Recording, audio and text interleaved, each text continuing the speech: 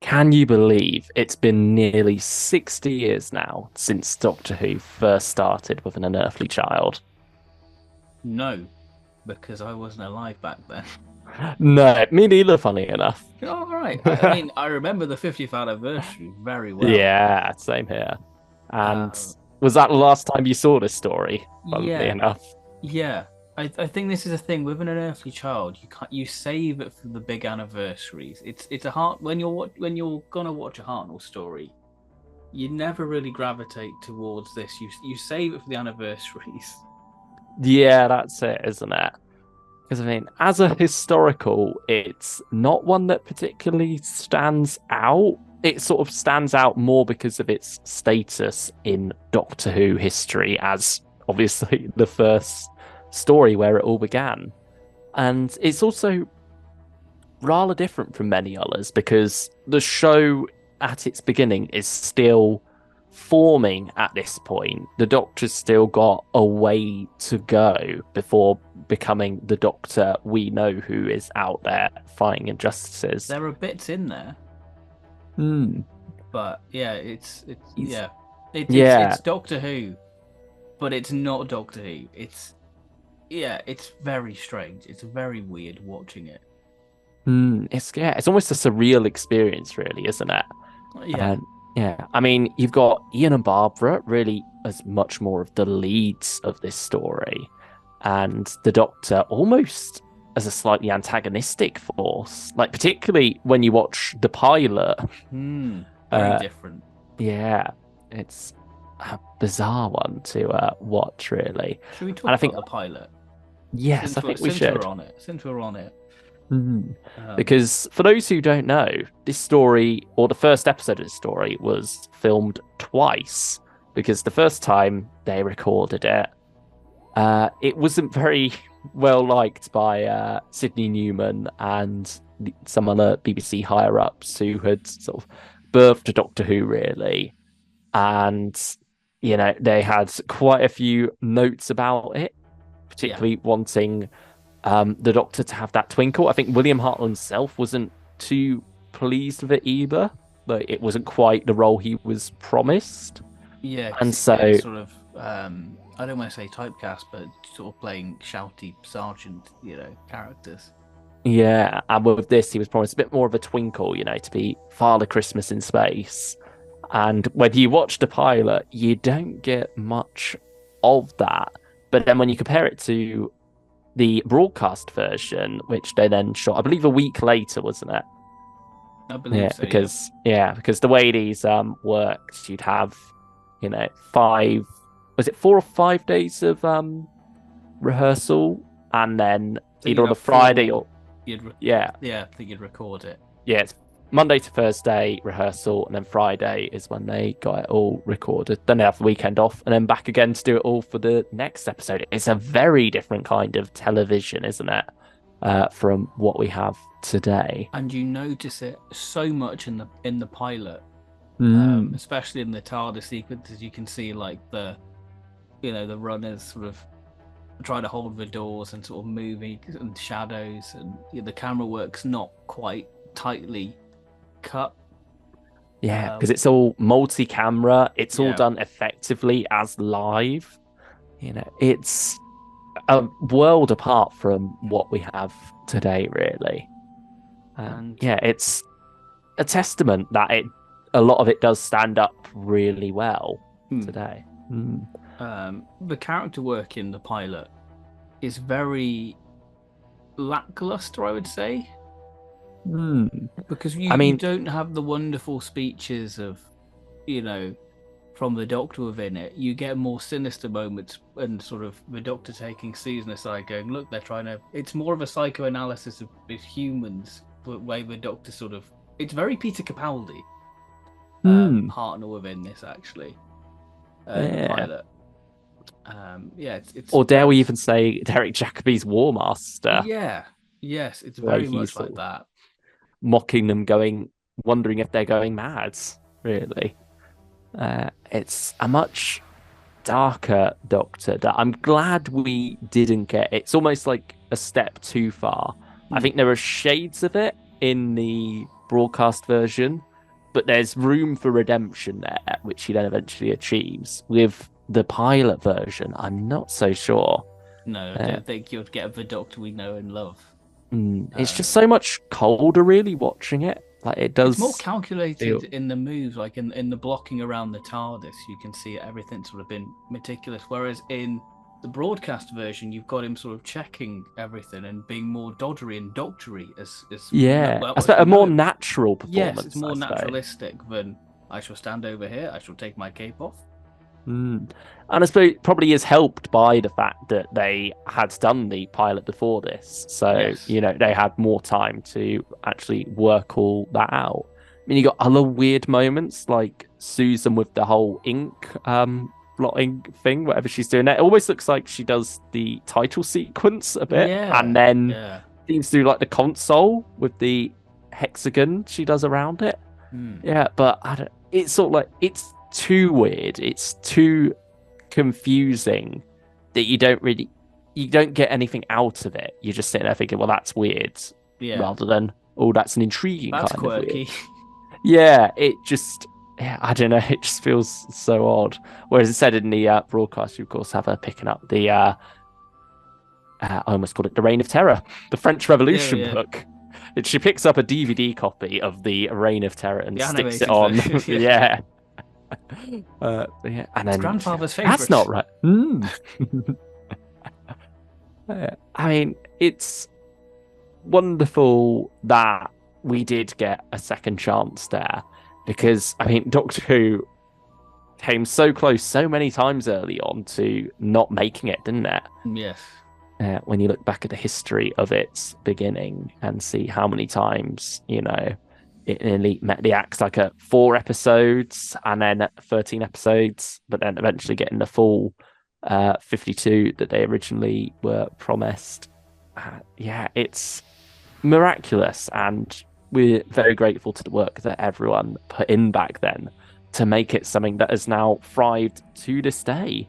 Yeah, and I think part 1 of The Unearthly Child is a testament to that. And hopefully in this review, we can say something a little bit more than part 1's great, the rest is rubbish, which I don't think the rest is rubbish, actually. I think the rest is certainly weaker. Yeah. And naturally. And not some of the strongest Hartnells out there by any means. But I do think there are some redeeming elements within there as well. And I think it's nice to go back and really watch this as something different and seeing where the Doctor began, really. I mean, I feel like part 2, once you get beyond the Doctor, Susan, Ian and Barbara arriving on this... gorgeous, that the set is wonderful. I think partially helped by, it being black and white and slightly lower quality. It sort of allows you to not necessarily pick out as many obvious details of, oh, that's a blown up wall at the back. It does deceive you quite well into believing, this is 1000 or 10,000, BC. Yeah. Like, it's... you can believe that. You can believe the cold of it as well. Like when they're talking about how the sand is cold, you see them running their hands over it. I think maybe helped by the black and white as well. Like when you see grayer sand, you instantly assume it's, going to feel quite cold in your hands. You believe that, I feel. But I think it's when you get to the tribe of Gum and you have their bickering and such, that I think that's when the weaker side of this story starts to rear its head, really. And I'll be honest, I want woman. I struggle to tell the difference between Cal and Zar at times. It clicked with me when it got to the Forest of Fear, when I was like, oh, okay, so that's Zar, that's Cal. Yeah, but certainly early on, I'm left wondering. It happens every time I watch this. I'm just like, okay, so which one's which again? Because they do look rather similar, unfortunately. And they both have the same motive of, I make fire, I be leader. Yeah, that's it really, isn't it? It's rather simplistic stuff. You know fire. You will not make fire. I mean, maybe the old woman had the right idea there, because if Yeah. fire had never been invented, then Pamela Nash wouldn't have been able to go around and burn all the Yeah. currently missing episodes. Yes. That Yeah. old woman was a visionary. Ahead of her time. Yeah. Oh, I yeah. mean, it's a wonderful comment on society, though, isn't it? How even all the way back then, you have people who are sort of against any form of progress whatsoever. Mm. Sort of, when television came along, there are people saying, "Oh, it'll rot your brain" and such. And you have it every time new technology comes along, don't you? Yeah. And so it's wonderful how this has extrapolated that right back to the Stone Age to say, oh, people even feared fire when it first was there. And, at the same time, it's sort of, there's like a grain of truth in those fears as well, isn't there? Because fire is ultimately dangerous. But it's just about, you need to confront that danger in order to move on. Otherwise, you'll be stuck living in caves for the rest of your existence. So, yeah, I think there's interesting stuff in there. I think part 3 is very interesting.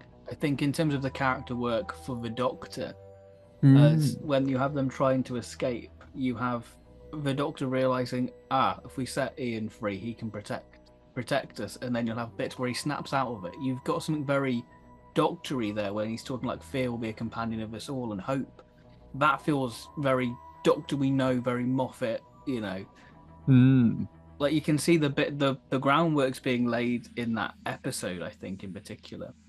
Yeah, he just needs Ian and Barbara there to like push those morals a bit further onto him, really, doesn't he? It's sort of the Doctor learning it as well as the cave people in episode 3.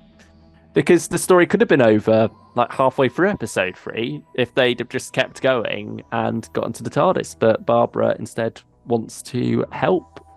Is it Zar or Cal? Here we go. Zar. Zar, yeah. After he's caught in a fight with that animal. Yeah. And they decide to try and help him.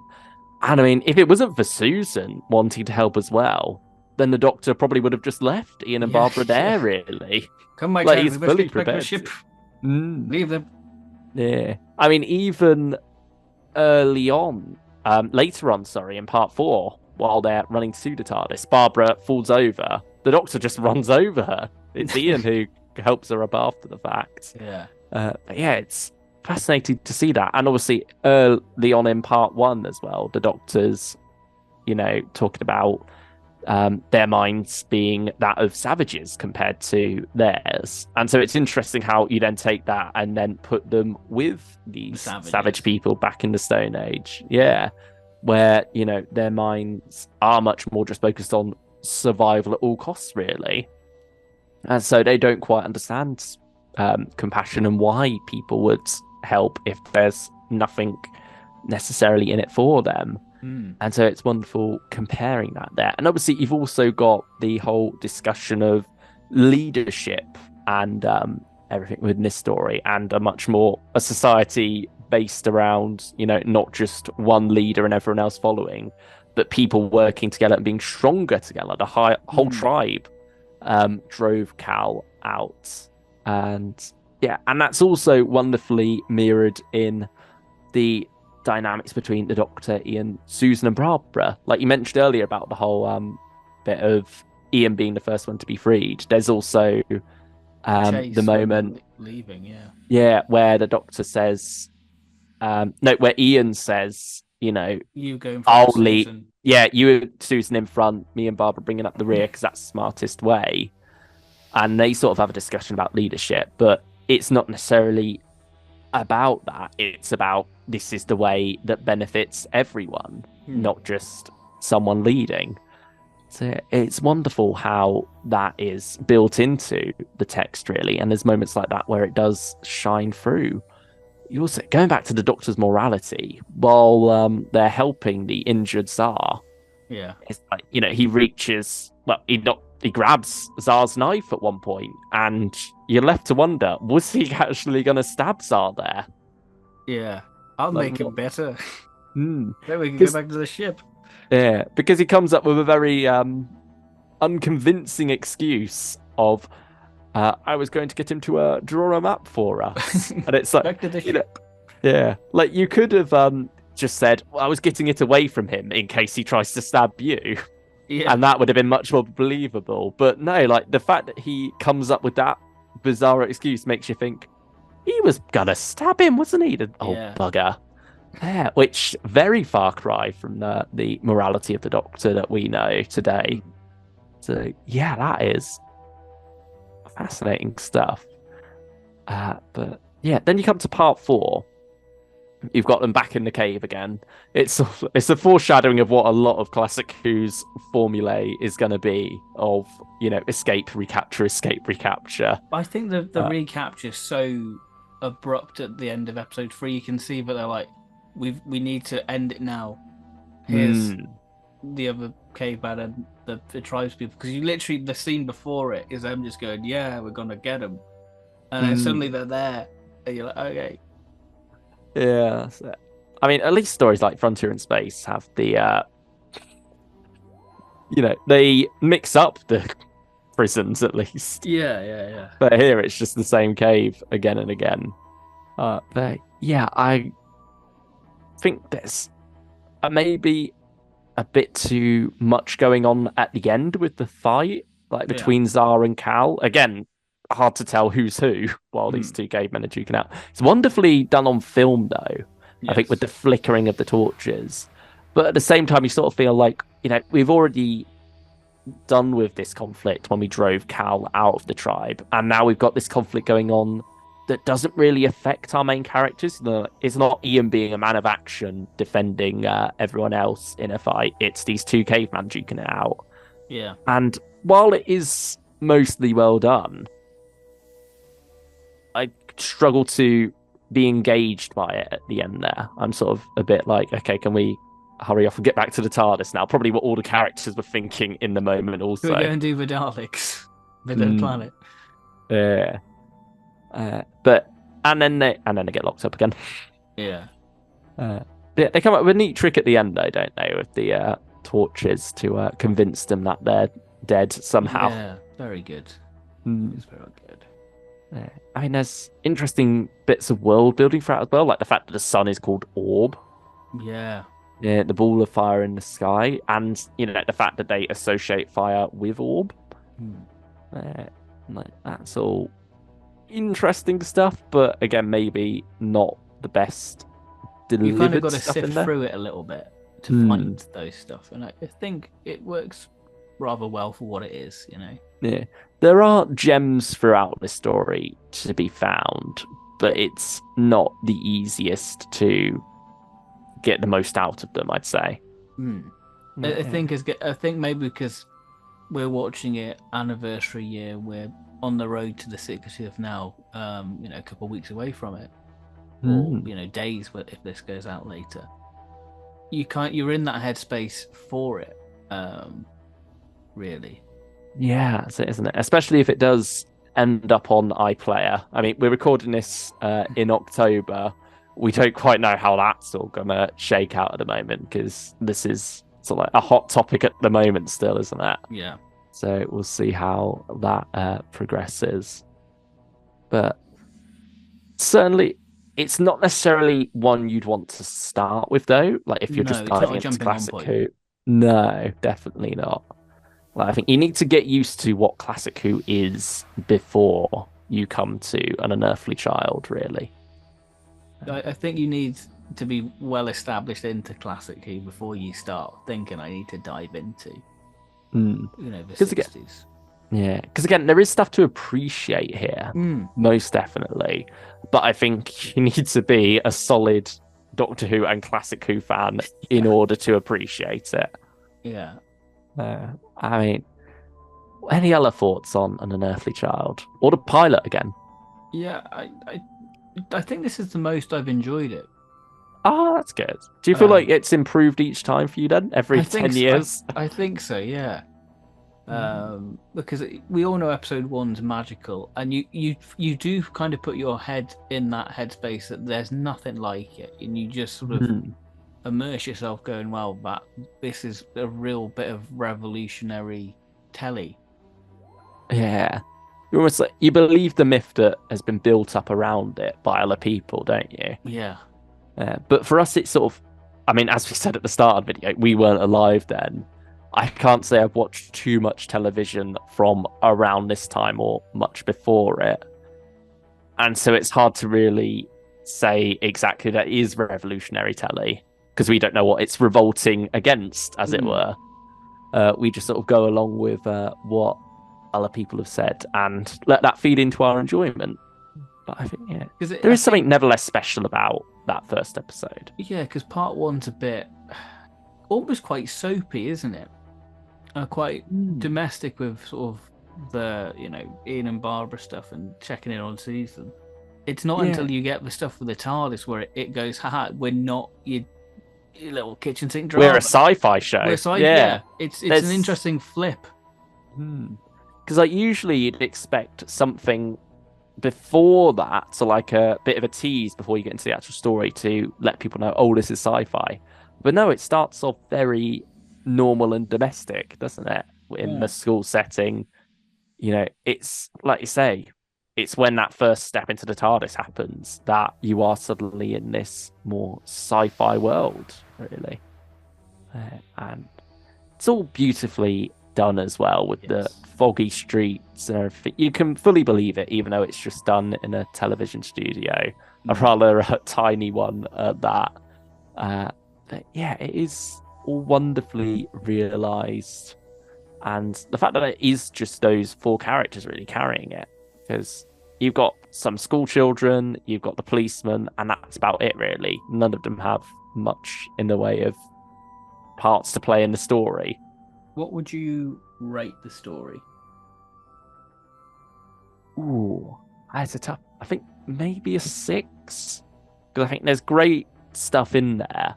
I mean, part 1's probably like 10, and it's kind of where do you place the rest? Because I think, like you said, there is stuff to enjoy, and the themes there. But yeah, it does definitely take a while, despite only being 3 parts. The latter half of it. Yeah. It does feel a bit more of a slog, really, I'd say. So, yeah, I think 6. How about you? I maybe because it's the anniversary spirit, I feel quite tempted to go 7. Oh, okay. I had a really, really fun time with it, despite the back and forth nature of like, cars we make fire. Yeah, there's still something to enjoy there, isn't there? Yeah, there's a lot to enjoy. And it's an historical document, isn't it? It's where our favourite show began. And long may it continue to be available to people to experience in the future, fingers crossed. Absolutely. Yeah, I mean, this isn't all we're going to be doing, though. We're carrying on our journey through the beginning with the Daleks. Maybe next week, maybe sometime a little bit after. We haven't quite shaken out a schedule yet, but no, we've not watched it yet. Yeah, certainly. We're in a Hartnell mood. It's coming up to the 60th anniversary, so join us in celebrating that as we go through the beginning episodes.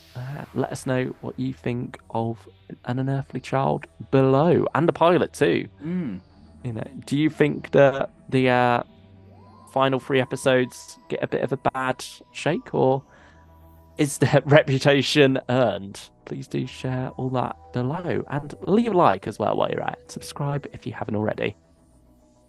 Yeah, smash the like button, because it causes fire for the algorithm. We want fire. Hey. So yeah, thank you everyone for watching, and we'll see you next time. Bye-bye. Take care, everyone. Goodbye.